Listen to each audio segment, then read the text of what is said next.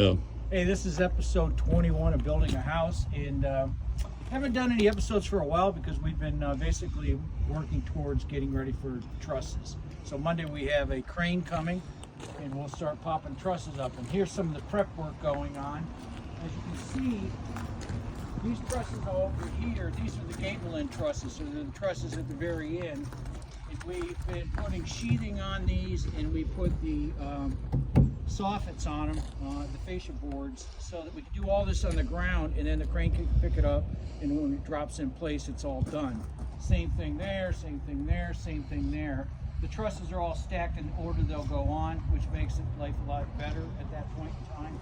And if you come out here, and if you look over this way, you can see one of the smaller ones on the porch we went ahead and set today. We didn't need the crane for that. So that's really what this is all going to sum up to be. Regular trusses. See, that's a gable end truss back there. And then there is the overhangs or the soffits or the fascia, whatever you want to call it. So that's that one. This one will get one right here. And it's sitting, that's the one sitting on the sawhorses. So that will go up, but that one's pretty heavy. So we'll do that with the crane. The other thing is we got ready. These are what are called valley trusses. So we have two roofs perpendicular to each other. Where they blend together is a series of small trusses that go down as they go up the other roof. And that's these. Now they came in two pieces. We put them together today. And the other thing they don't do when you get trusses, they need to have the other roof pitch on the bottom. So we ripped the 45 on those today. So those are all ready. And once again, they're stacked in order that we're going to need to put them up when the crane gets here. So that's all done today. And go ahead and stop and then we'll go. Okay, so inside you'll see over here, this is the other side of those. I've marked all of the walls, and the top of the walls is the pattern every 24 inches a truss goes. These trusses go this way.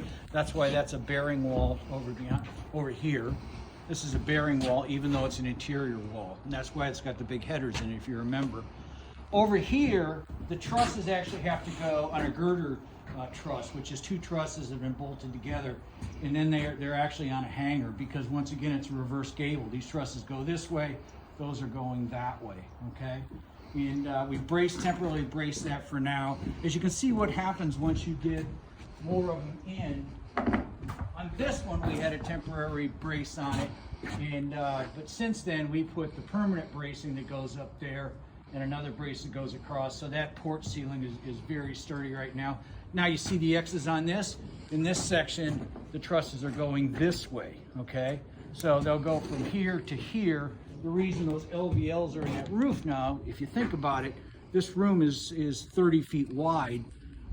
No walls in here, all wide open. So there's a lot of load on those two exterior walls. That's why those ended up being LVLs. But Mark, the other walls, the last thing I'll mention that you see sticking up over there, what I've done is I bolted some 16 footers on the side walls so that when we bring the big gable end over here, we can set it down in place, and that will hold it temporarily until we get about a half dozen trusses in, and then we can do the diagonal brace just like we did in that porch.